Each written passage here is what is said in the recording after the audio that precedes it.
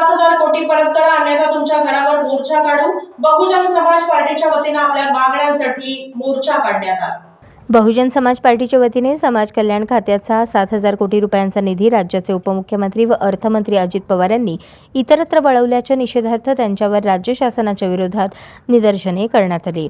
यावेळी जातीवादी अजित पवारांचा धिक्कार असो, मुख्यमंत्री देवेंद्र फडणवीसांचा निषेध असो, उपमुख्यमंत्री एकनाथ शिंदे यांचा निषेध असो, अजित पवारांचा निषेध असो, राज्य सरकारचा निषेध असो अशा घोषणांनी कार्यकर्त्यांनी परिसर दणाणून सोडला व समाज कल्याणचा 7,000 कोटी रुपयांचा निधी समाज कल्याण खात्याकडे राज्य सरकारने परत करावा, तसे न केल्यास बहुजन समाज पार्टी तीव्र आंदोलन करेल असा इशारा देण्यात आला। हे आंदोलन महाराष्ट्र प्रदेश कार्यकारिणी सदस्य ॲडव्होकेट संजीव सदाफुले, आप्पासाहेब लोकरे यांच्या प्रमुख उपस्थितीत व जिल्हाध्यक्ष बबलू गायकवाड यांच्या नेतृत्वात करण्यात आले।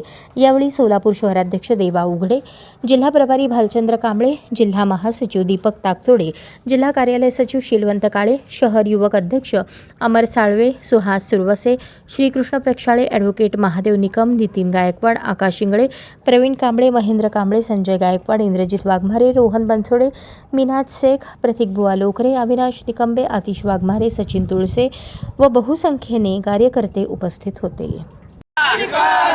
जातीवादी अजित पवारांचा, जातीवादी अजित पवारांचा, सामाजिक न्याय खात्याचा 7,000 कोटी पळवणाऱ्या अजित पवारांचा